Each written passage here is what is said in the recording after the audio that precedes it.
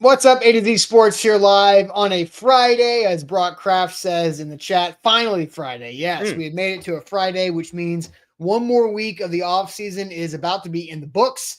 And we really only have one more week left That's it. because then it's training camp time, guys. Wow. Boys and girls, we are almost there. Almost. We're almost to the point to where football is almost back. Not to the point where football is back, because you get to training camp and you're like, oh, football's back. And it's like, nah, kind of not really.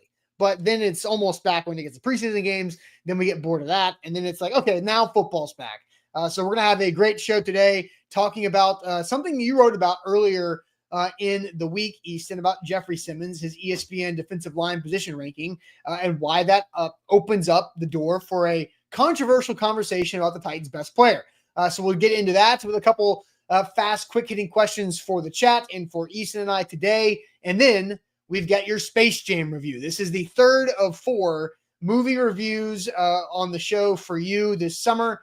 And so we've gone through, remember the Titans, we've gone through Billy Madison to check the Adam Sandler 90s box. Right. And now we get back to our sports movies. So from 1996, Space Jam, starring Bugs Bunny and Michael Jordan, right there on the graphic. Which I just think is a great cover, starting Bugs Bunny and Michael Jordan. It's hilarious really that Bugs got the A1 spot on that poster. He's got a great lawyer, clearly. People are saying this is the hottest new movie review in the world. This summer series. It's got a lot of buzz for maybe all the wrong reasons. So I'm looking forward to talking about Space Jam. Maybe. And so Brock says Easton, 2 Brock comments to start the day. Brock says Easton better not drag Space Jam. We'll see. We'll see when we get there. Then we've got Ain't That Good News to wrap up the week. So we'll have a good ending to the show, regardless of what Easton's Space Jam review is, and regardless of how good or bad the Jeffery Simmons conversation goes. So Easton, welcome in. Let's get this thing off and rolling. Yeah, good morning, Austin. Good morning to all of you with us here live in the chat. There's an NFL team reporting for their training camp within the next 24 hours. So we are so close to back. The Chargers will be back at their training camp in less than 24 hours, believe it or not, because they're I don't know what exactly their scheduling deal is, but that is a thing that I've read on the internet, and everything you read on the internet is true. So that must be the case. Is it a Hall of Fame game situation? Well, I thought it was, is it Lions Chargers? Lions, somebody in the Hall of Fame game, probably. Whatever the case, we've already established yesterday, you goofballs in the chat established that Dan Moore is apparently the Titans' worst player. Today we're going to talk about who the Titans' best player is, and that is Jeffery Simmons, in my opinion. We'll see if it is Austin's opinion. We'll see if it is you all's opinion, and we'll kind of maybe set the table on what the Jeffery Simmons narrative is going into this year, what the expectations are, where you're at with him on this team. Good conversation. Then, of course, we'll talk about Space Jam, a movie that I did watch yesterday with my daughter at about 2 p.m. So looking forward to that. Before we do any of those things, we need you to like the show. Hit that like button on Facebook, on YouTube. Thumbs up, costs you nothing. It's free. It's very helpful. It takes no time either. It's basically nothing. Takes no money and no time. So I don't know what else you would need for us to convince you to hit the button. Hit the button for us here on a Friday. We appreciate those. They go a long way for us. And then jump into the comments with Big Ten Jeff, Steven, Brock, who's got a couple of comments we've read already this morning. Ashley, Caps, Katie, Eric, Richie. Good morning to you all. Some familiar faces in there. Hope you guys have had a great week. Let's finish strong, Austin. Yep, let's do it officially. Welcome to A to Z Sports here live on a Friday. I'm Austin Stanley. He's Easton Freeze, our Titans reporter for A2ZSports.com. And we are Nashville's on-demand sports network, going live weekday mornings at 8 Central Time on Facebook, YouTube, and Twitch. Links to the show segment by segment on our Twitter X timeline. Hit us up on Instagram, TikTok, and Threads for more great Titans content. Also, 5-star Google reviews all the way around. That would be a big deal if you guys could leave us a 5-star Google review. But got to thank our sponsors. They make it happen for us, and they help out all of you. Wilson County Hyundai, make them a part of your new car buying process. And Wilson County Hyundai in Lebanon, right there, wilsoncountyhyundai.com. The Bone and Joint Institute, boneandjointtn.org, the region's destination for comprehensive orthopedic and sports medicine care. And Barton Drury Insurance Group, customized solutions for all of your insurance needs. They're local, and you can hit them up online at bartondrury.com. So, Easton, the Jeffery Simmons conversation is now sparked another conversation about who the worst player is, because jokingly you said Dan Moore's the worst player. He's not. But that's what I was told yesterday. I don't know. It's just don't shoot the messenger. Google AI overview said Dan Moore was the worst tackle in the NFL last season just because he gave up the most sacks that were attributed to him of any starting tackle in the league last year. Yeah, we found out Gemini's a sack scout, which is the worst kind. Yeah, and then because I saw the hardest thing for me to say, the hardest analytic for me to verbalize, pass rush win rate. Rush win rate is so tough to get pass rush win rate. Yes, but that one, Dan Moore was 11th best in the NFL. How about that? Last season? How about the strange that he was the 11th best when he was how the turntables tackle in the whole league? I don't know how that works. Exactly. So I saw Cap say, he's not the worst player because don't forget Snead's still on the team, which is another great running bit joke. There was a winky face there from Caps on the comment too. So the sarcasm, maybe that's how you do the sarcasm font is you just throw the old school winky face, semicolon, parentheses, to show that one. So, but now we're talking about Jeffery Simmons, who is the best football player on the team, right? Like, I think we have to understand that, but now it's running. Like, I don't know. It's a great question. Calvin Ridley, maybe, but it's not close. And I think kind of in the list. Who else is arguably top 5 at their position in the league, I guess is the right way to frame it, right? And Ridley's a very good player, but is he even top 15, top 20 at his position? He's in that 15-ish range, I'd say, at receiver, 15, 20. Sure. Who else is even close? Chikakonkwo is probably in the top 15, 20 tight ends in the league. I think Tony Pollard has an argument around 15, 20. Just outside the top 10 of running backs. Right. I'm not sure anybody else is. Well, okay. So, we get the lineman. Kevin Zeitler might be number 2. Based on last year, he was arguably a top 5 guard in the league. So maybe Kevin Zeitler is number 2, but he's, 35. Jeff Simmons is, how old is Jeff? 29? 28. 28? Year 7, I think. 28. 28, I believe. So I think it's inarguably Jeff. And ESPN's position rankings to this point have confirmed that, because the position ranking for Jeffery Simmons is the fourth best defensive tackle in the NFL, and age 27. So I guess there's 27 right there, but maybe turning 28 at some point during the fall. But Simmons has been a staple in the top 10 due to unique power that some evaluators consider the best in the league. He's risen as high as number 2 on the list because of the problems that he gives opposing guards and centers. But evaluators are trying to make sense of his lack of production last season, including 5 sacks, 9 quarterback hits, the latter of which ranked next to last in the top 10 or honorable mention categories among players who played most or all of the season. Quote, still dominant versus the run. I didn't see the same pass rush explosion, an NFC executive said. Others cut Simmons slack, noting that playing on a bad team without much support on the outside is a factor. One coach noted Danico Autry, a Titan from 21 to 23, before going to Houston as a free agent, was an underrated edge rusher next to Simmons, and that the two played off each other well. Ain't that the truth? Yeah, for real. Quote, morale gets low and it's hard to rush when you are always playing from behind, an NFL coordinator said. Still one of the most complete players. So I think it's a very fair evaluation of Jeffery Simmons. He's also something that wasn't brought up there. Like, he has dealt with the lower body injuries and the elbow injury over the last couple of years, but has not missed as many games as others may have in that situation. And so I think I saw somebody in the chat a minute ago be like, he's the best player, but he's hardly available. What? Hardly available. Jeff Simmons is, I think, let me count. Very available. Since his rookie year, when he's coming back from an ACL, right? So we're gonna not count those first couple of games he missed. Since then, he has missed 1, 2, 3, 4, 5, 6, 7, 8 games in 7 years. And I would bet you money if we went back and looked at which 8 they were, close to half of them were games where the Titans were resting him because they didn't want him on the field and not because he couldn't play. And that's after he returned from missing the first 7 or 6 or so from the ACL as a rookie, right? Right, but doesn't that feel right? There were a couple of playoff rest games in there, and there were a couple of this team stinks, don't play him games in there. Yes, there was the Saints game from a few years ago, the Cowboys game from a couple years ago, the late NFC game that mattered nothing. Yeah.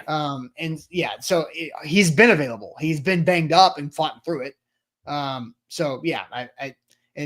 just see that Marvo says, we're going to act like Eric never said that. Okay. So, we'll pretend that comment that didn't happen. That didn't happen. Never mind. Moving on. Fair enough. I think when we're talking about Jeff, because there's a lot of Titans fans that view Jeffery Simmons in many different ways. Mm-hmm. And we're going to talk through that because the title of the show is ESPN's Jeffery Simmons ranking sparks controversial conversation about the Titans' best player. Because he is their best player. He is ranked the 4th best player at his position. And Titans fans don't think he's productive enough. They don't think he's good enough. They don't think he's worth the contract that he was paid a couple of years ago. He's the leader of the team. He wears the captaincy patch, but he didn't overrated, right? So there's a lot of this, right? And so I'm just going to go through the top 5 defensive tackles in ESPN's latest rankings, where they go through and poll all the executives and front office people, the coaches, and the scouts, all the people that put together these position rankings each summer. Number 1, Dexter Lawrence of the Giants. He is number 1 overall. Number 2, Chris Jones, who is now 31, is dropped because last year he was 1. Mm-hmm. Number 3 is Jalen Carter, who last year was an honorable mention, now is flying up the ranked because he is 24 years old and is probably a little hasty having him up there, to be honest. Yeah, I mean, but like Super Bowl champion, like flavor of the year. Like I think, but I'm also old enough to remember 2 years ago when he was actively bad. So it's like, well, when he was a rookie, yeah, but like he was, what was he, the 11th overall pick, 10th overall pick, something like that. And he was, I mean, he was definitively worse in his rookie year than like Tavondre Sweat was last year. Like it was concerning. Now last year he said, "Don't worry about it," and was easily a top 5 tackle and defensive tackle in the league. It's just I want to see him do it one more year before I'm all the way in. That's fair. Yeah. I mean, that's totally fair. I think Kyle Hamilton was the number 1 safety from ESPN this year, and like, is that like? I think that's just because he's kind of sexy to talk about right now. You know, I do find these lists that ESPN does, not to get off on a tangent, but I find them interesting because like Cam Hayward's on this list at 10, I think, right? Yeah. These executives and coordinators are you can tell that some of them are really hasty to get like the flavor of the year in there, like the the Kyle Hamiltons or whatever. And then some of them are just, they old habits die hard with certain guys where it's like, you really should give it up on this guy, but it's almost like a career award to keep him on. Yeah, there. I'm not trying to disrespect what Cam Hayward's done. And so at 36 years old, let's put him at 10. Like, is he really the 10th best defensive tackle today? Maybe. But he's on the list because he's Cam Hayward.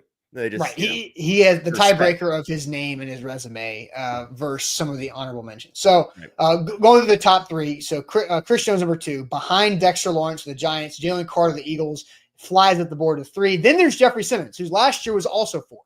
So he was is that right? Yeah, last year was also 4.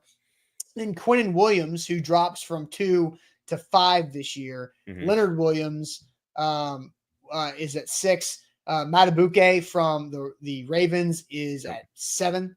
DeForest Buckner, the Colts, at 8. Vita Vea from the Bucks is at 9. And then you have the old man of the group, Cam Hayward, at 36 years old, ranking at 10th.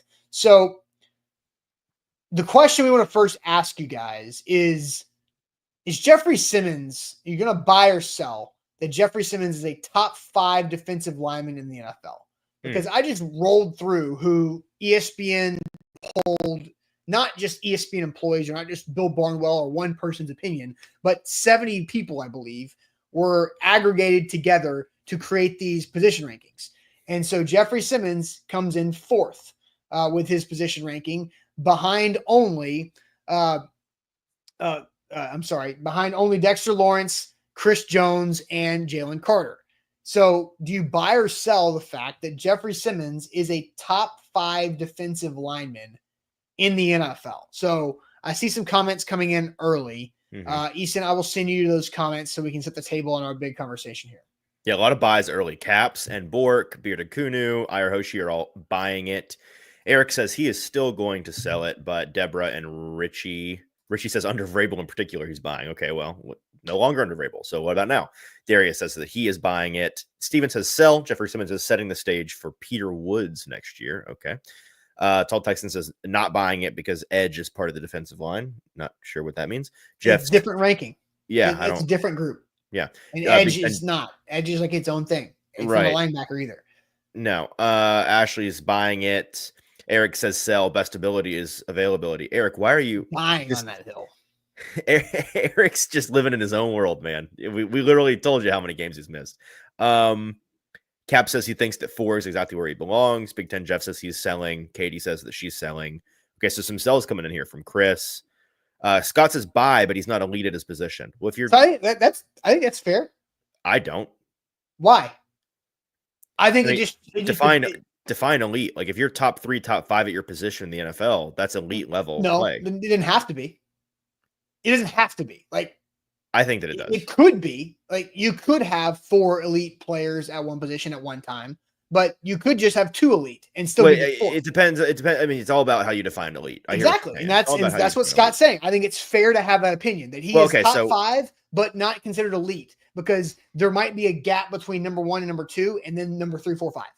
Yeah, I'll star this and we'll circle back because I don't think that's the case, that there's this big gap, and I want to question what we consider elite at the position because I think it's fair. I think it's fair to have Scott's opinion. So Orlando asked, what was the question again? So are you buying or selling that Jeffery Simmons is a top 5 defensive lineman in the NFL today? Bork says that Jeff is out there doing it without an alpha edge rusher or at times any edge rusher to draw attention off of him. Still asking defensive lineman or defensive tackle. Wait, 2 different things. We're not getting into, like, I hear what you're saying, Jeff. We're not getting into that. We're interior defensive lineman, not an edge rusher, hand in the dirt, but not off the edge. That's what we're talking about. Get with the times in 2025, and it has been this way for a few years, that there are defensive linemen and edge rushers are grouped differently. Edge rushers and linebackers are grouped differently. This is not Madden. This is not the video games from 2020 or before. They have evolved how they're categorizing the defensive front, right? Yes. You can be a part of the defensive front, but a tackle, a lineman, and an edge are separate. I guess linemen are tackles. That's how that works. Well, and it's also increasingly positionless, like most of the sport at this point. Like Jeff Simmons, if you watch his tape last year, I would almost guarantee you he aligned 1 through 9 on the defensive line at least once at every single alignment, because that's the kind of player that he is. And they run interesting packages and exotic things, has him in weird spots. But for the most part, he's aligned in between the nose, who's in the middle, and the edge, who's on the end. So he's somewhere in that 3, 4, 5, 6 range on the defensive line. Okay, so I just want to we have to do this because Tall Texas says people who started grouping them differently are morons. There's normally 4 defensive linemen and a 4-3 defense. What do people not understand that? Tall Texas, what 1990s, 2010 defense are you playing?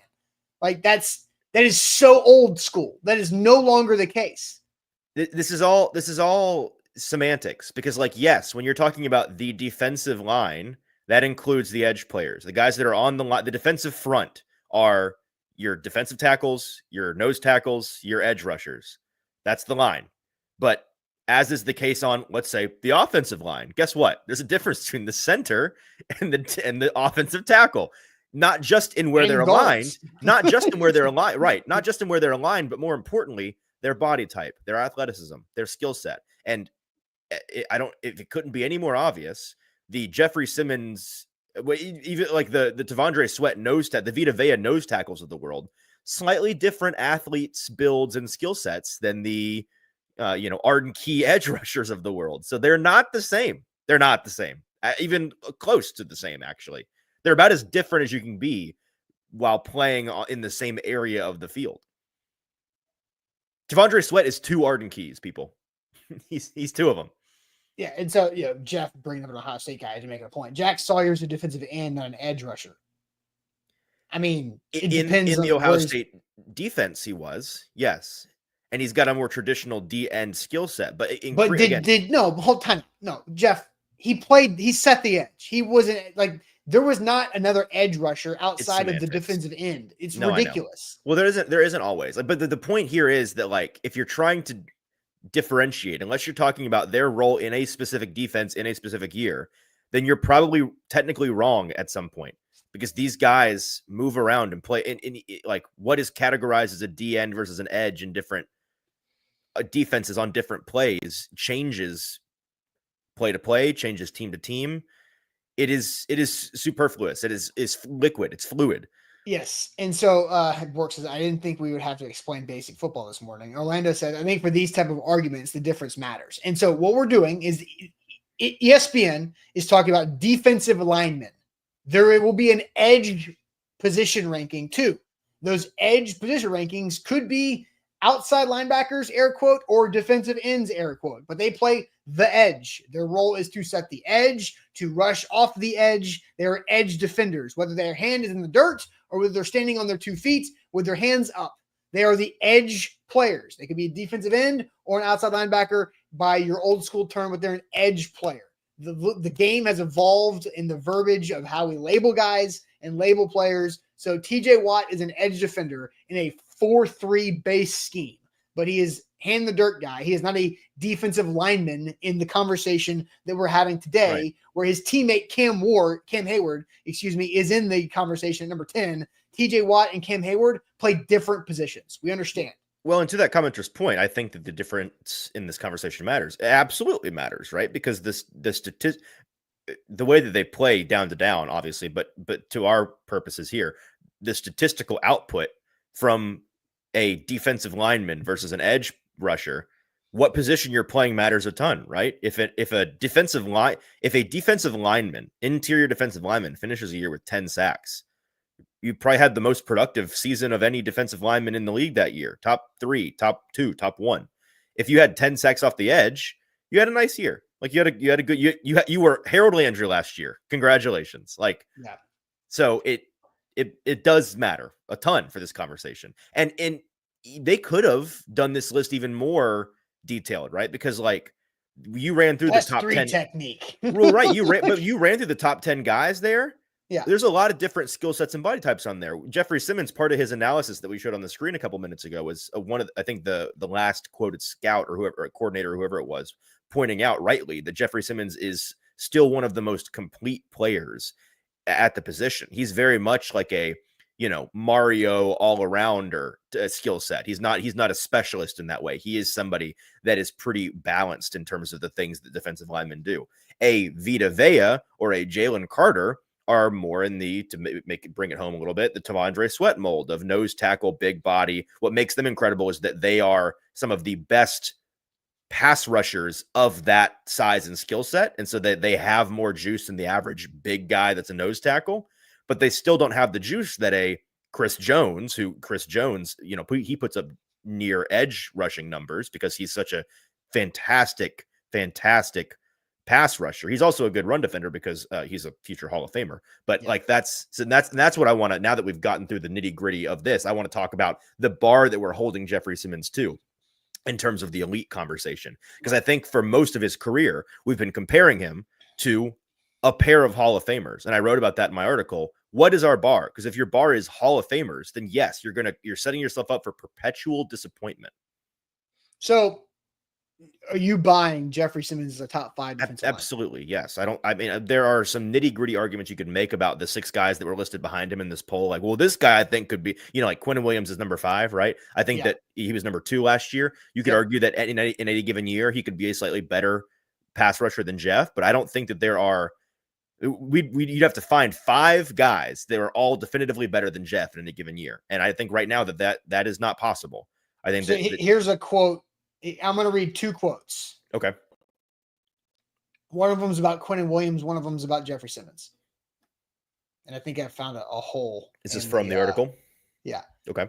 He's a guy you have to dedicate your game plan to. One of the most complete interior guys in the game. Mm-hmm.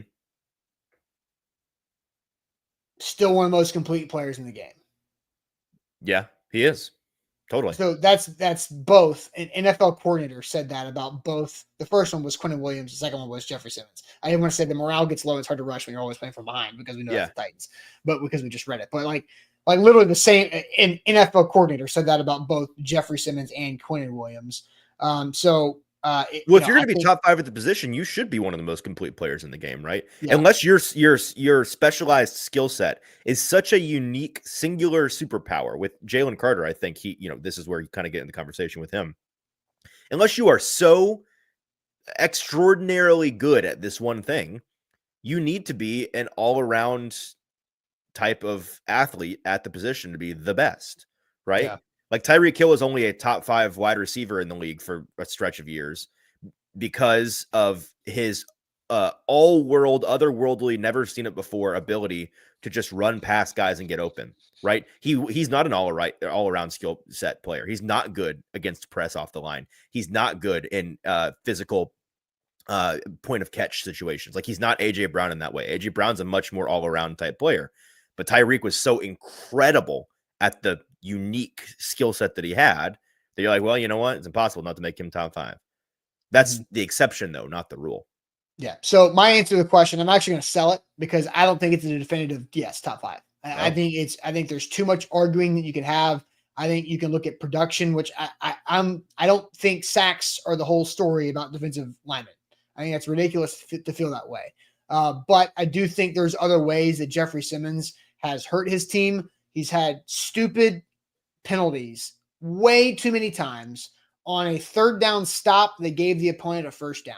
And if you're a top 5 player at your position, you can't afford to do that to your team. It's nothing new that I've said. I said this in the moment. There were many games last year and the year before, and the year before that, where Jeffery Simmons has done illegal hands in the face. He had the penalty on the field goal a couple years ago that allowed a new first down, the new chance for he's done that too many times on top of other things to be a definitive top 5 player at his position. I think he's a fringe top 5 player. I buy that, but not definitive top 5 players. I'm going to sell it, but I think he can be. I think he can put it all together. I think he has a great chance to be very motivated this year, which seems like he is, to be a top 5 guy. But I don't think I'm going to buy automatically fringe top 5, in my opinion, which I think there's a difference here. I think 5, 6, 7, 4, whatever. I think a lot of those come into play there. So that's where I go with Jeffery Simmons. Now, you want to get to our next conversation? Mm-hmm. Okay. Let's do this because Easton has the article out at A2ZSports.com about how the fan base feels about him. And I think people in the chat and us, we understand the situation here. So Easton, I will let you go through your article blurb here at A2Z Sports. I'll put it up on the screen, A2ZSports.com, the narrative surrounding Jeffery Simmons from your words. Yeah, I'll just read what I wrote. That I'm not entirely sure where the fan base falls on the question of whether he's top 5. We just kind of answered that question. I would hope the vast majority would agree. Oh, sorry, not about being top 5, being the best on the team. We already established we agree on that point. So he's still the best player on the team. But I don't think reading, hang on, not particularly. Okay, here's what I want to get to. While acknowledging he's the most talented guy on the roster, there are a lot of fans out there who love to hate on Simmons these days. He lives in this odd purgatory in the collective consciousness of Titans fans where he's an elite player or a very high-end player, whatever you want to categorize him as, who yet isn't living up to expectations. The talent level is sky high, and we all acknowledge that, but the production is consistently not quite enough for what our expectations are. Some even seem to let their perception of him off the field bleed into their overall opinion of him as a player on the field. And so what I kind of want to get at, Austin, is, and you and I kind of have been talking about this for a while. It seems to me that a large portion, maybe not quite the majority, but a large portion of Titans fans and media have for a while struggled to wrap their head around what exactly Jeffery Simmons is. And I don't understand that. Like, the general disquiet over Simmons amongst Titans fans and media is odd to me. It feels like so many people have this idealized version of Simmons stuck in their head that they refuse to accept less than perfect from him. And to me, it's not hard to see what he is at this point. I think it's, if you can just look objectively at who he is and what he's been, he is the best player on the team right now. I believe he's an elite defensive tackle. His floor falls just short of the all-time freaks who consistently take over games no matter the situation. So, like, for a lot of his career, we've been talking about him up against Aaron Donald and Chris Jones. But like I mentioned earlier, guess what? Those guys are Hall of Famers. So is that our bar? Like, is that the bar that we're trying to hold him to? If so, I don't know why it would be, and I don't know why you would expect anything less than disappointment from that, because holding just about any player in league history to Hall of Fame standards is a recipe for disappointment. And he's also not this perfect leader that so many people seem to want him to become. I feel like this has been obvious for a long time too. He's not Kevin Byard. He's not this well-spoken Boy Scout who can do no wrong at the podium and doesn't make dumb mental errors and isn't a hothead at times. He's also, newsflash, we're talking about the positions of, the differentiation of positions. He is a defensive lineman.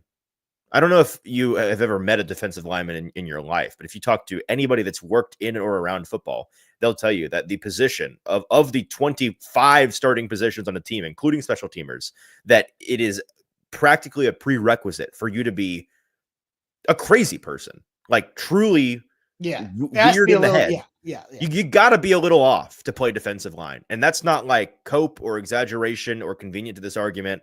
Ask, we talk about the edge rushers in the draft. You talk about Abdul Carter coming out, and people being like, is he you look at his tweets, look at the way he talks at the podium. Is he kind of crazy? And then I'm at the combine, I'm talking to coaches about this, and they're like, yeah, he's crazy. Good. We need him to be crazy. He's going to be the first, the number one edge rusher on the team. You need to have a couple of screws loose to play that position, or you're frankly not going to be successful. Have y'all ever heard Arden Key talk? Right? Like, you have to be a little off. Yeah, if you're gonna throw your face into another man's face like 15 times a game, you have to be a little bit crazy. Yes, and so I don't find that particularly shocking that he's not this Boy Scout leader on the defensive line, because that's just not really the archetype. But I do think that I look, and so we're gonna get into this, because the question I want to ask everybody here is, I want to get on the record of how people feel about Jeffery Simmons, because there is a split. You mentioned the word purgatory about him. I want to put it on the record. What's one word to describe how you individually feel about Jeffery Simmons? One word to describe how you as an individual feels about Jeffery Simmons. And you can say the one word, you can back it up with other words. I'm going to do that too. And I obviously have the verbal ability to do that here on the show. But one word to describe how you feel about Jeffery Simmons. And we're going to lay it out there on the line, and then we'll kind of have it on the record here going into the season. But first, I want to tell everybody about our great friends at the Bone and Joint Institute, boneandjointtn.org, the region's destination for comprehensive orthopedic and sports medicine care. Whenever an injury happens in life, you have to know who you can turn to and who you can trust to get back on the way to health, to not have to deal with that injury that is lingering, that is getting in the way, being a major inconvenience of your daily life.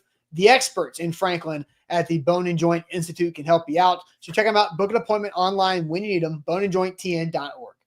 So much more to say, but first, make sure you've liked the show. Let us know how you feel about the show on the Google machine, the Googles. Go search ATOZ Sports. Leave us a 5-star review. They're free as well to do, and they're extremely helpful for us. Your feedback is a gift. We appreciate it. We read it. As long as it comes in the form of a 5-star review, we will accept them. Please and thank you. Yes, thank you very much. So one word to describe how you feel about Jeffery Simmons. I'll have you head to the chat here, Easton, and see what people are saying. Nick flubs his way with 4 words here, all bark, no bite, but uses the hyphen, so technically we will allow it. Jeff says decline. Iyer Hoshi overpaid. Twice overpaid, according to Iyer Hoshi. Jason says determined. Brock says leader. Interesting. Jason says beast mode. Streaky says Jonathan. Dominant says MB. Optimistic is how Darius feels. Top tier, unsure. I feel like that really captures the conversation here. Unsure. Cap says trade. Okay. Bork says big. Less big than he used to be, but still big. Yes. Streaky is a great word, says Lucas. Real quick to cut you off here, and I'll let you get back to where you're at. So Garrett says you can't describe Jeff in one word. Tons of potential, lots of talk, solid production, but doesn't match the talk he talks and the money he's paid. So I'm not asking like you to define Jeffery Simmons. Right. Garrett, it's how do you feel about Jeff? So what is your emotion about Jeff? Not how do you describe Jeff in one word? So I think you can do that. I've got my one word we'll get to in a second, but you can keep on going with those comments there. Chris says complacent. Katie says great. Edward says penalties. Sean says capricious, which is a good word. Robbie says wrecking ball, just blatantly using 2 words in our one word game. I mean, you can, but wrecking ball is he could be a wrecking ball thing, but a wrecking ball could be towards the opposing offense.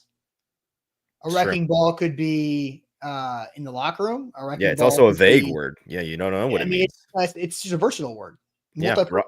Robbie Smart just throwing things out. I think that's a good way to put it, because Jeff is, as Garrett said, Jeff is complicated. Being a wrecking ball can be good and bad. Sure. D. Chris Fell says purgatory. Chancellor says he feels uncertain about Jeff. So yeah, you get the idea. Austin, what's your one word to describe Jeff? I think you know it. Fatigued. Oh, right. That is your word. I personally, Austin Stanley, have Jeffery Simmons fatigue. It's not. Again, he is the best football player the Titans have on the roster. Right. You can't stand He him. is. He is a fringe top 5 player at his position. Mm-hmm. I think he's been snubbed of Pro Bowls in the past. I think he has been overlooked in the past for how good he's been. I think he's been unfairly criticized by some lack of production and not given his credit for playing through injuries. But I am fatigued to Jeffery Simmons because of a lot of things, the words that he says, and then the actions. Really, I think it hit a nail on the head this offseason when he didn't show up to the voluntary work and was the only guy. That really hit home for me. On top of, what was it? Was it last summer, Easton, going into training camp when Rand Carthon had the pre-training camp press conference and said that Jeffery Simmons is the face of this organization and the leader of this organization. And I immediately, and we weren't working together at that time, so I didn't have this conversation publicly, I don't think. I know I told Sam. I was like, I don't want that. I don't think Jeffery Simmons needs to be put in a position to be the leader of an organization. I think he can be very valuable and be a big part of an organization, but he does not need to be the leader in the face of an organization. He is too hot-headed. He is too inconsistent. And the way he blew up at Buck is inexcusable. Leaders don't do that. You don't put yourself in a bad public. Like TMZ picked that thing up. I mean, they're like People Magazine. We're talking about Jeffery Simmons going off on the sideline. Like, that's crazy. Leaders don't do that, right? They don't go viral for negative things. So I think that I have Jeffery Simmons fatigue because he talks a lot. He says things. I think he wants to be a good leader. I just don't think he has the right overall. I think he's just not made to be the leader. I think he can be a leader. There's just too much for what he needs to be the best for this team. He doesn't need to be the leader. He needs to be on the leadership group and be the best player on the team, but not the leader. And so I think he was overextended last season with his leadership role.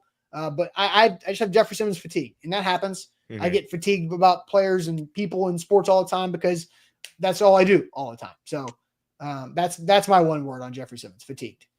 Yeah, my one word is understanding, because again, I feel like I'm taking crazy pills half the time. Like I'm the only person around here really understands, and maybe not understands, but is able to accept what Jeffery Simmons pretty clearly is at this point. I think there's a big difference between being the leader of a team and the face of a team, because like it or not, like I wrote in my piece, Jeffery Simmons has been the face or a face of this team for the past half decade, and at the moment, as clearly the best player on the team, this is likely to change with Cam Ward in about 2 seconds. But for the past, however many months, he has been the face of the team because he's been one of, if not the only recognizable thing about it, the only character that is known in the greater consciousness of NFL fandom. I think at his best, he's an effective leader on the team and a true game wrecker, and that is inconsistent. And I think that inconsistency is what really sets people off about him for whatever reason. But I think non-Hall of Fame, elite but non-Hall of Fame level players, that inconsistency is a part of what makes them elite but not truly all-time greats. And so that doesn't really, that's not surprising to me. Is it frustrating at times? Absolutely. But I also think the circumstances that he's been in, especially the past 3-ish seasons, have, not to abdicate him of all responsibility. There have been times absolutely that he could be better, and he said that he should be better. And like last year, I think that he absolutely could have been a better true. I think his pass rush was not bad, but his finishing in the pass rush absolutely could have and should have been better. And I think that's a big focus for him this year. Mm. But I think despite the inconsistency, his game wrecking nature, that elite level, happens enough to make him an elite asset and an undeniable weapon for the team. And to me, a clear top 5 player at his position in the league. And I think that those guys don't grow on trees. And frankly, sometimes I think that Titans fans are a little bit ungrateful for what they have. And once they no longer have it, they're going to, I think Jeffery Simmons, the Titan in the past tense, maybe looked on a lot more fondly than he currently is in real time, which is a shame that I'm not sure he's being appreciated the way that he should be. And that happens a lot. It happens. Yeah, absolutely. Especially with defenders for whatever reason, just because they're on their heels more often than they are. They're playing defense instead of offense. That's how that works. So, but yeah, I think my word is understanding or maybe accepting of what Jeffery Simmons is. Yeah, I saw a comment here from Caps. Says leaders would blow up at Buck if he was going after a leader's teammate, but leaders need to be able to ignore individual criticism or use it as constructive. I think, Jeffery Simmons was right to confront Buck behind the scenes, like not where there's children and fans surrounding it on live radio. Right. In front of one of his teammates, Roger McCreary, who was sitting down and doing an interview live, and that's when it happened. No, it was a bad moment. I mean, Jeff himself has said it was bad. Yeah, Everyone knows it was bad. But there's a moment. Here's to go on with Cap's thing. Like Wesley Woodyard was a phenomenal leader for this franchise. Phenomenal, great. Now Jeffery Simmons is a way better player than Wesley Woodyard, but Wesley Woodyard, phenomenal leader. Right?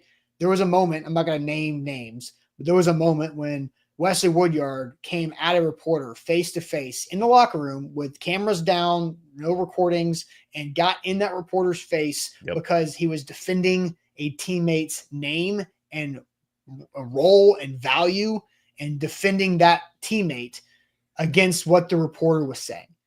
And now that is a leadership. What's the remember the Titans? Attitude reflects leadership, captain. Now that is a Wesley Woodyard leadership moment. And I think that is something that came to mind when I saw Caps' comments about how to address and how to defend in the situation of media versus players. Because there's always going to be friction with media and players, because that's the role of the media, is to tell their opinions and what's happening about the players. And the players don't like when it's negative, because nobody would. I don't like when you guys comment negative things about me. So I love it. Bring it on. I know. Yeah. But so that's just what came up to my mind. Feed off of your hate. Right. Yeah. One last comment and then we can move on to Space Jam and some good news. MB says for him, elite is Hall of Fame worthy. That's why I don't throw around the term elite that often. And that's fine. But again, so I mean, by MB's standards, Saquon Barkley, not an elite player. Because Saquon's not going to be a Hall of Famer. Can't do it. Unless he has I say can't do it. Unless he has Derrick Henry longevity and the best of his career is yet to come. This is a different conversation. I think. Right, but I'm just saying there are players that have, last year, Saquon Barkley, to me, was undeniably elite. Undeniably what he like Chris Johnson, right? Chris Johnson's not a Hall of Fame player, but had an elite season. Right. And I'm old enough to remember when Jeffery Simmons, we were having very serious conversations about, is he the best defensive tackle in the league? And that was when Aaron Donald was still around. Now, I don't... 2020, 2021, I want to say. 21, right? That was when, right after Derrick Henry broke his foot, Titans go to the Rams against Aaron Donald, Sunday Night Football. Titans whip them up. 2 or 3 sacks in that game. 3 sacks. Kevin Byard pick 6. Adrian Peterson touchdown. Rocking number 8. that game was a fever dream, by the way. I think about that game sometimes. Wild one. Sunday Night Football, I think. Yeah. Yeah. I mean, Saquon, again, NB says, I agree Saquon's not elite, but he's definitely one of the top of his position currently. I mean, that's fine. I don't have a problem with MB's definition. I'm just saying it's semantics again. We have different definitions. To me, elite is my bar for elite is different. Like to him, elite is the top rung, and that's why that's Hall of Fame for him. For me, there's a rung above elite, which is all time. All time is Hall of Fame.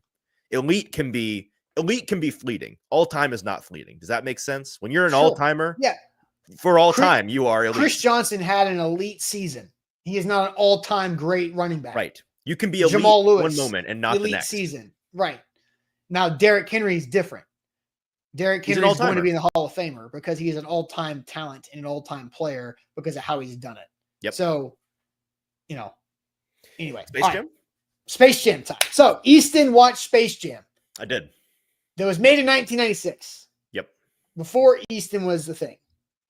And it has taken you this long to watch it.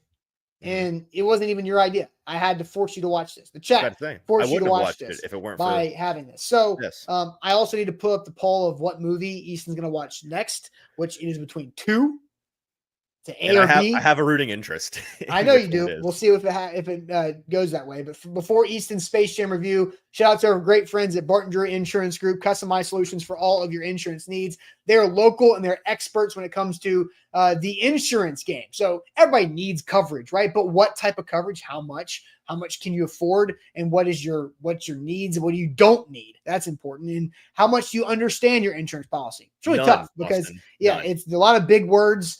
Even for Easton, and a lot of words and legalese that is really hard to understand. If I don't get it, you people don't stand a chance.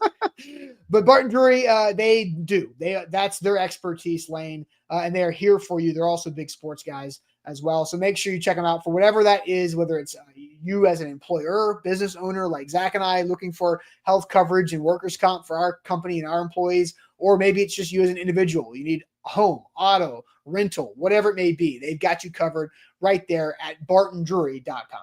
So much more to say about Space Jam, but first make sure you've liked the show and leave us a 5-star Google review. Search ATOZ Sports on Google. Hit that 5th star on the right and leave us whatever feedback you'd like. We appreciate them. Please and thank you.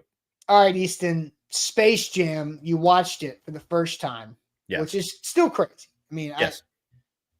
It is still wild to me that you went so long without watching a Space Jam as an adult here. So, you watched it with your about to be 1-year-old, correct? That's right.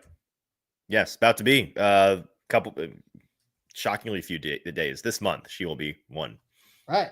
Which is wild. Give us the plot overview of Space Jam in a brief, 30 to 40 seconds, and then we will dive into your other takeaways. It's the easiest plot overview of all time. It is. I mean, they don't hide the ball even a little bit. Like you look at the poster and it's like, oh, Michael Jordan is going to be playing basketball with the Looney Tunes in space. Is that the movie? Yes, in fact, that is the movie. That's the whole thing. Now, not in space in a cartoon world, but they're playing against space aliens. That's the whole plot, basically. That Michael Jordan, it's right around when he retires from basketball, decides to go to baseball. He stinks at baseball, and he's playing in these tiny little minor league fields for the purpose of movies. No, that's what he actually did too. He played in tiny minor league fields. Oh, wait, when he was literally in the minors. Okay, I have seen Michael Jordan play baseball at shout out Greer Stadium. Oh, in real life? That's fun. Real life, yes. Was he as bad as he was in the movies? Because in the movies, I don't know. I was 4. Okay. Oh, gotcha. Fair enough. So he's playing baseball. Meanwhile, the Looney Tunes, the aliens up on Moron Mountain, a planet far, far away.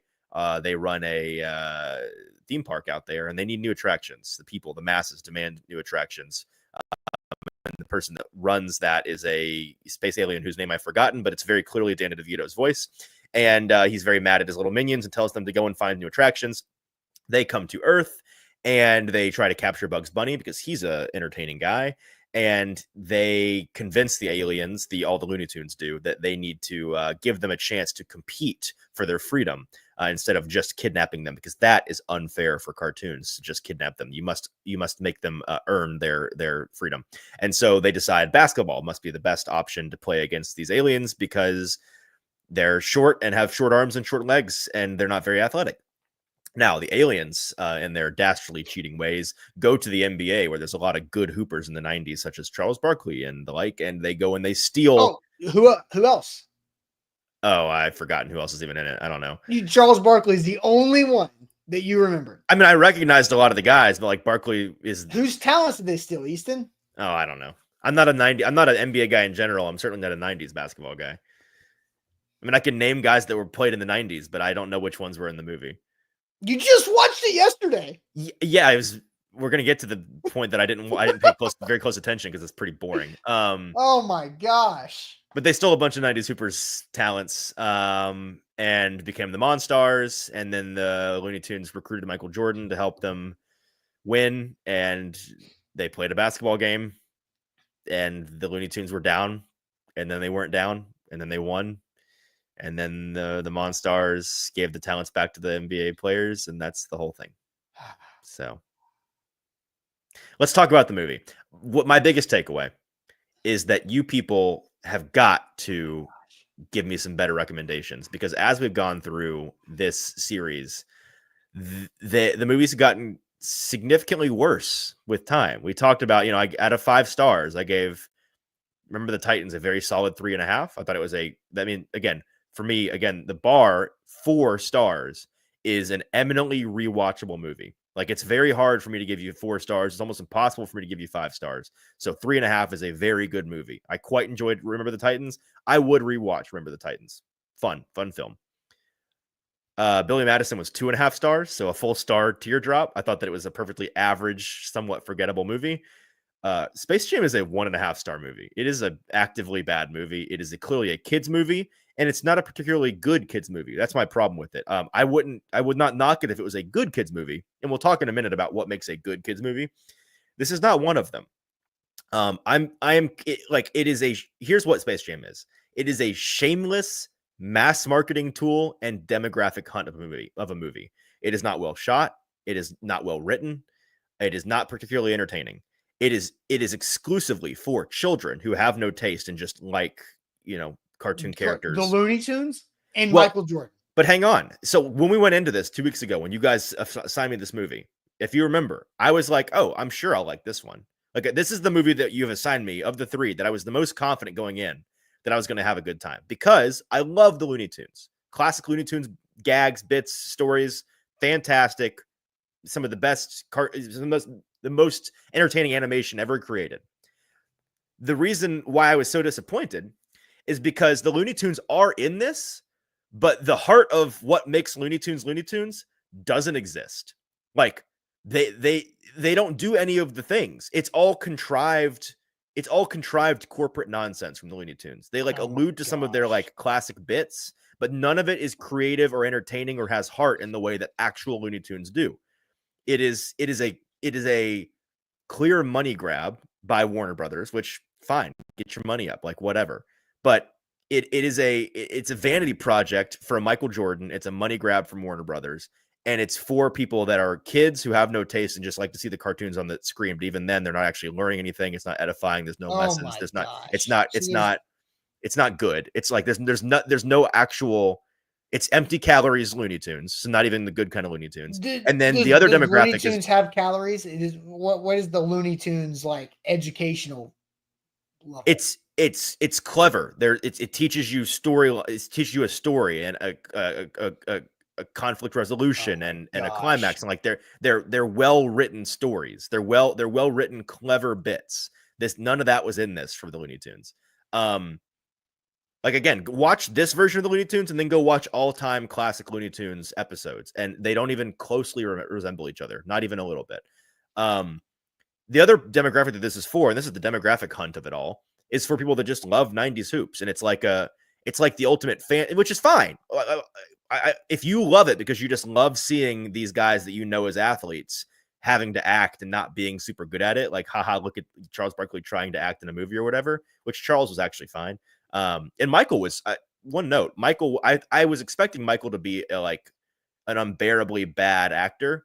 He wasn't. He was fine. But what about the other guys? What about the other players? Actively bad. Michael Jordan was. Who is actively bad? I've already told you. I don't really remember who they were. You just watched it. Yeah, I don't. They were a bunch of guys from the 90s. Larry Bird was in it, but he wasn't a player. He was retired by that point. I know who Larry Bird is, obviously. Larry was fine. You know who Patrick Ewing is? I know who he is. I just don't. You just watched him less than 24 hours ago. You don't know who Patrick Ewing is? Hand up. Haven't watched with my eyes a lot of Patrick Ewing basketball in my life. Larry Johnson, Muggsy Bogues, the Charlotte. Muggsy's the really short guy, right? Yes, and then Sean Bradley, who is the tallest guy in the NBA at the time, which is why Sean Bradley was in the movies. Yeah. And Sean, I couldn't tell you the first thing about Sean Bradley. The other guys I could tell you a thing or two about, not Sean Bradley.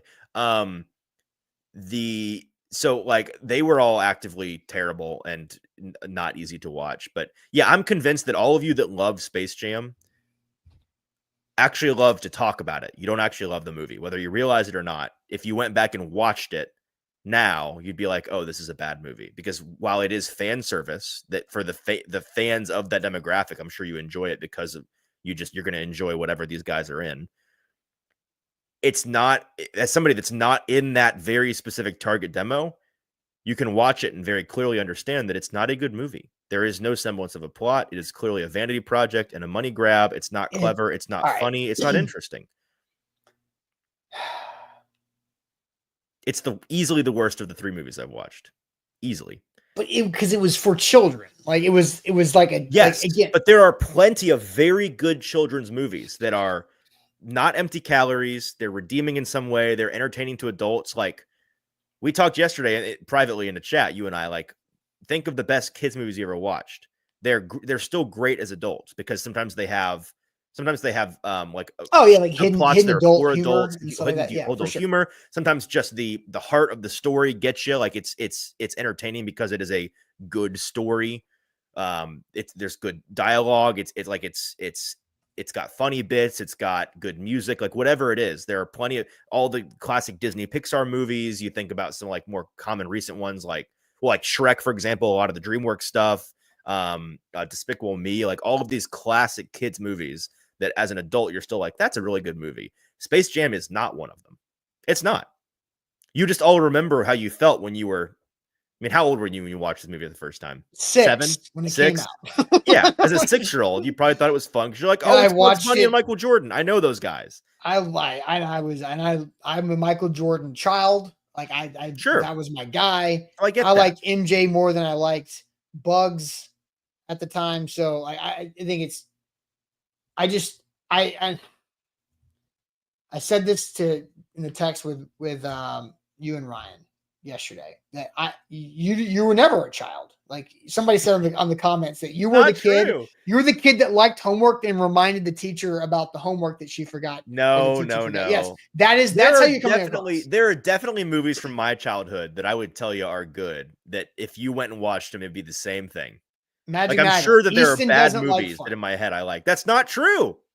I love fun. I watched another movie this week. I saw the new Superman early release in the theaters. Very fun movie. I had a good time. Was it perfect? Absolutely not. Was it a great movie? Nope.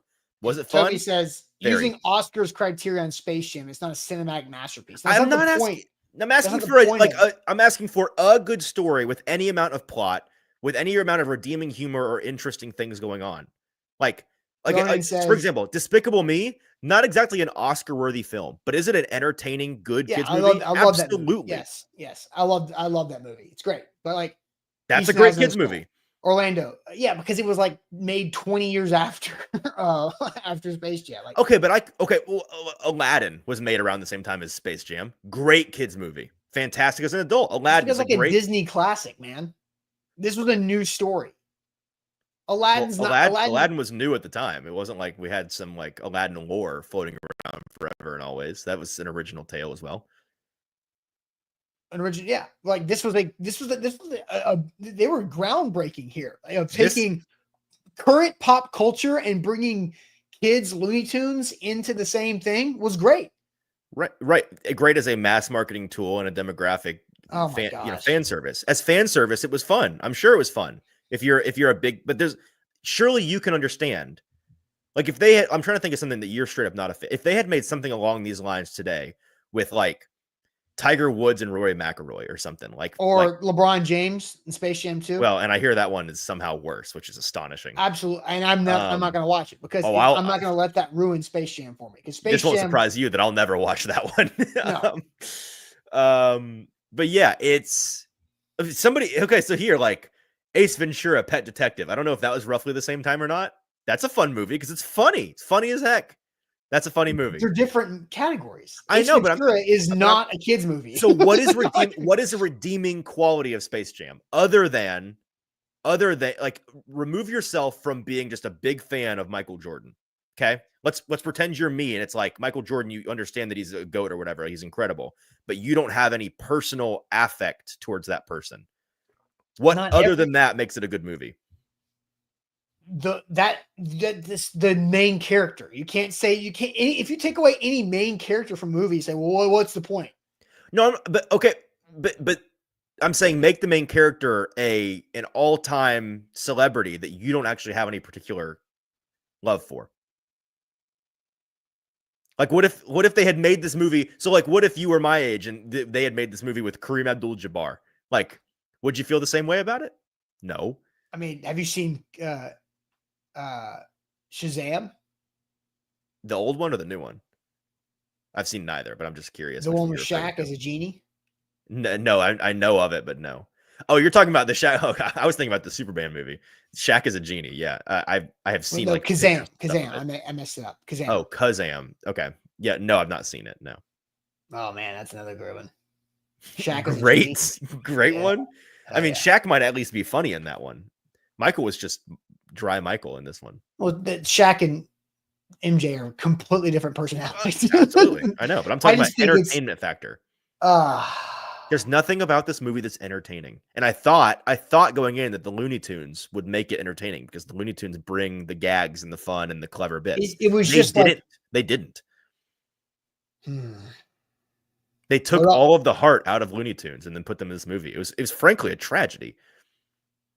Tragedy. No. Because the best of Looney Tunes is all-time movie making, television making. Obviously. Jeff says he refuses to vote on the next movie because he doesn't want Easton to ruin more movies. I didn't ruin the first two. I liked to poke fun little holes in Ace Ventura. Like somebody said, you brought Ace Ventura. Ace Ventura and Billy Madison are basically the same thing. They're the same category, same lane. I'd say they're both 2.5. They're like I as much as I talked about how Billy Madison I felt like was like a whatever movie.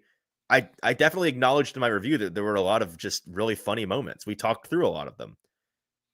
And remember the Titans. Nick says Easton was probably cheering for the Monstars. I bet you were trying to dive into the analytics of success rate. No, I was frankly trying to maintain my level of care and attention at that point. Because once they got to the basketball game, I was like tempted to just get on my phone and not pay attention anymore. It was boring movie.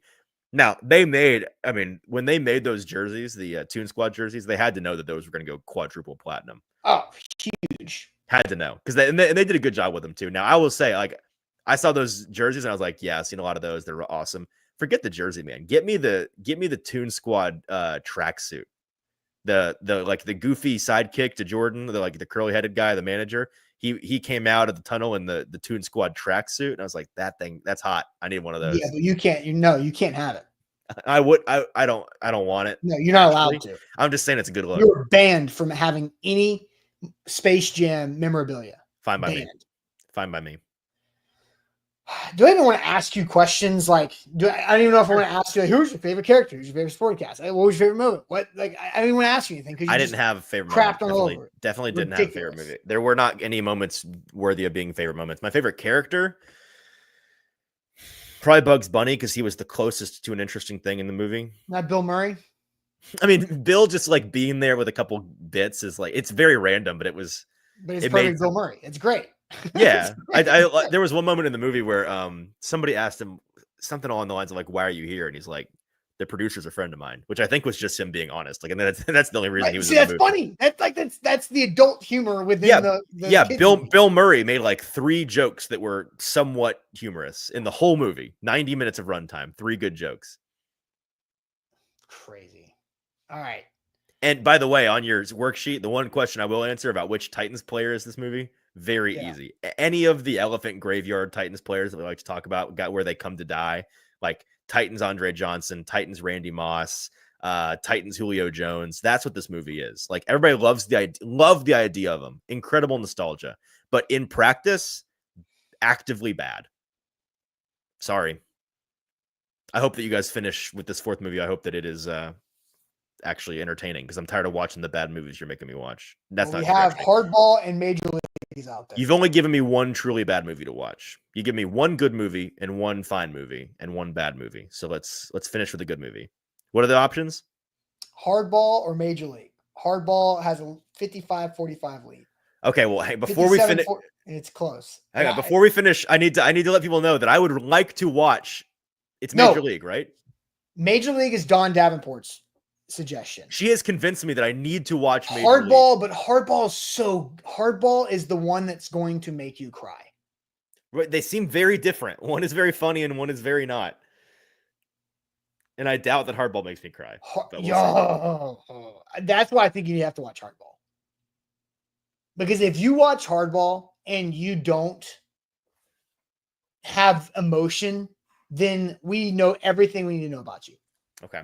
Well, Don Davenport is going to have an aneurysm if I don't get assigned to watch Major League. So I'm openly lobbying for Major League.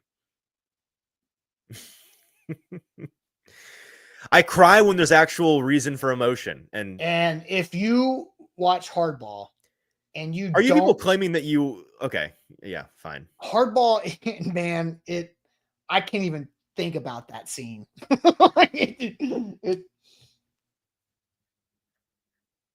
Yeah, and I'm with you. I'm with Orlando. If Easton trashes Hardball, this whole experiment was a failure.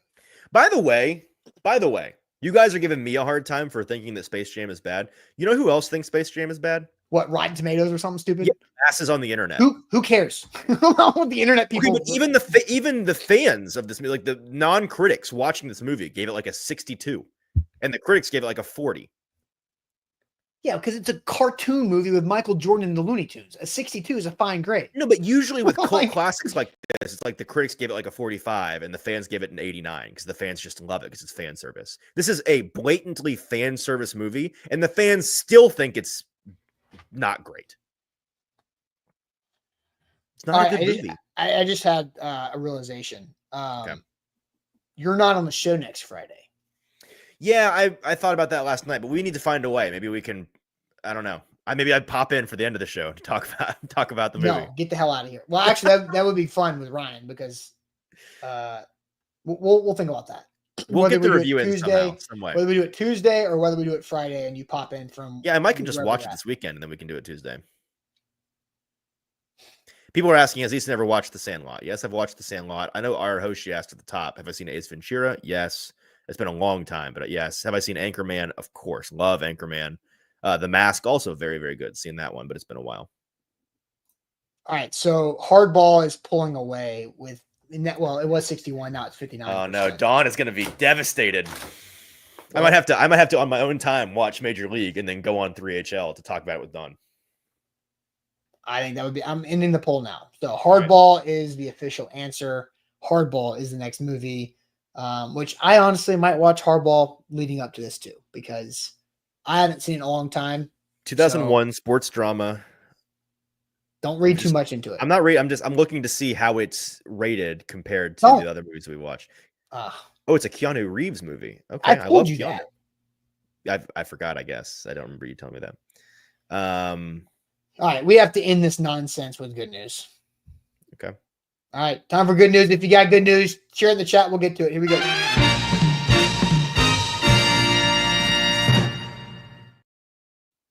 World, Splash Safari. Don't let the summer get away from you. You still got a month before Holiday World's doors close. Well, I guess before school starts, really. To go out there and enjoy the fun of Holiday World and Splash Safari. Just a couple hours north of downtown Nashville. Great water park, great roller coasters. Free sunscreen, free parking, free soft drinks for 25 years. Holiday World and Splash Safari. Look, we gave away 3 different 4-packs of tickets over the summer. Excited to do that. Always a great partner during the summertime season with Holiday World and Splash Safari. For good news, Easton, do you have good news? What is the good news? Yeah, good news. I'm playing golf later today, so that's always a good thing. Looking forward to that. I'm trying to get in shape with golf as much as I can because get in shape with golf. You mean just play more? Dude, knock the rust off my game. Get in playing form. Form is probably the right word. Yeah. Because I've got. I was about to say, get in shape with golf is not. Round into form because I got a bachelor party with one of my best friends the dead week before the regular season begins. And we're, classic bachelor party, playing a couple of more expensive rounds of golf out there, and you want to be peaking at the right time to make those rounds work. Yes, that is true. So we're in training camp right now for Easton's golf game. Golf training camp for Easton. So Denise says good news. Y'all are back live after vacation. Yeah, it took 5 days off the live show, and some people. If you ask the masses, we were gone for 3 months. Man, like, when are you coming back? What? Like, what do you guys get paid to do? Good Lord. PTO.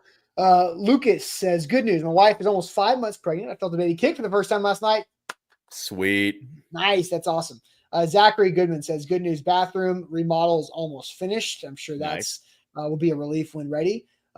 Shrike, good news. Beach week starts Saturday. Bad news means there's only 2 weeks before school starts. Woof. I guess it's coming up quicker than I realized. That's pretty early. Yeah. Damien, good news. I actually have a Holiday World trip planned for the second year in a row. How about that? Holiday World. Sky Safari. Boom, boom. Smart, man. Great. All right. Let's see. I'm trying to find more good news that came in afterwards. I see Eric going to see some old Navy buddies in San Antonio today. That'd be fun. Old buddies, a good time. Jacob says, good news, working on finalizing a trip to the UK on company dime to train people. That good opportunity there. Fun. Toby, good news, becoming a grandpa any day now. Getting close. Mike, good news. Hit the first ace in disc golf on a par 4. I don't know how far that is, but I'm sure that's very impressive. It's farther than you should be able to ace a hole. Tell you what, I suck at throwing frisbees. Really? Yeah, always have been. I could go. I'm truly a dog. Like, I will go chase a frisbee all day long, but I can't throw it. Like, that is my plan. All right. Good news from D. Christoffel. Simple, but made me happy. Thought my car had a wiring harness issue, but just turned out to be a loose connection, so no money spent. That's nice. Love that. Big win there. Justin, good news. Easton will watch Hardball, maybe feel emotional. Yep. We'll see. And then Jason, good news. I'll be going to all 4 West Coast games there to Denver. That's I don't know where Jason's home base is at, but I'll be going to one of them. Just one. All right. I've got good news. I'm trying to upload my good news right quick before we head to the weekend. And, the software is being difficult where it's taking too long to upload the file, that whole thing. That's just what is the file though? What's the good news here? I'm trying to surprise you, but I can't get it to work. And this is very frustrating because I didn't want you to see it in the back. All right. Well, I'll continue to vamp until. Yeah. And you can go find some more good news in the chat if you want to. Yeah. Let's see. Okay. Britta Kuna says he got his first chip in last night in league golf for an Eagle. Ooh, league golf sounds fun. I wish I was in league golf. Let's see. Somebody asked, is an ace a hole-in-one in disc golf? It's also a hole-in-one in golf. That's what that's technically speaking, ace, albatross, eagle, birdie, par, bogey, double, triple. You got it? I got it ready. All right, let's see it. My good news. The tattoo that went round the world. This is not good news. This is tragic news. Shout out to the great one, Mitch Firkins. Shout out to Mitch. Love Mitch. Cannot believe that you felt all right with being responsible for this kind of impact on. I was not responsible for this. You are. This was your idea. This was no.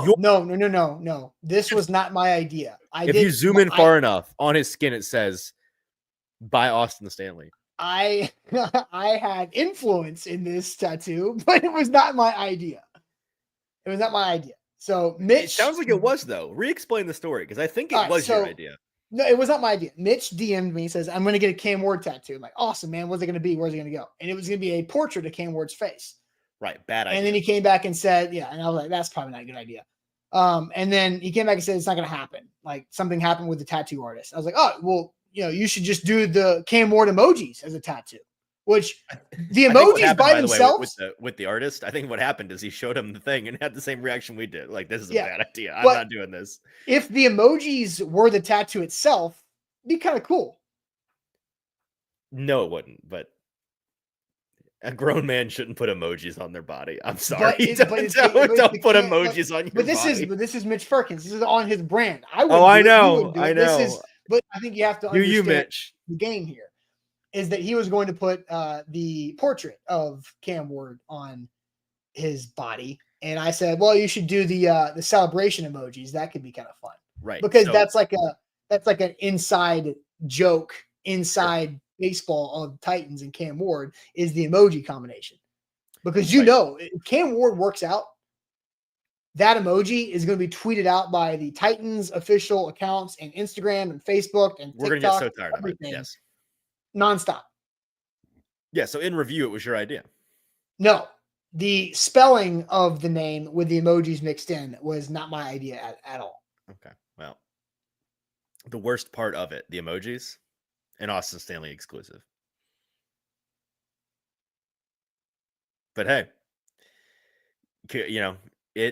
it is a tattoo that has made waves on the internet. That's what I said. Tattoos made its way around the world. It has. It's been on ESPN. It's been on all kinds of things. It is right next to the Nissan Stadium tattoo. Mitch had to be the happiest man alive when they announced that new Nissan Stadium was going to keep Nissan Stadium branding. Just add new on it. Yeah. Again, Nick asked who gets a Nissan Stadium tattoo. Only one person. Mitch Firkins, whose wife or girlfriend or somebody in his life is also pregnant with Titan Lee Firkins, by the way. That's right, Titan. Naming his son Titan. That's right. I think it's arriving next week or something like that. He posted is that right? Wow. Yeah. All right. That is it for us for this week. Hope everybody has a great weekend. We'll be back for the last week of the off season.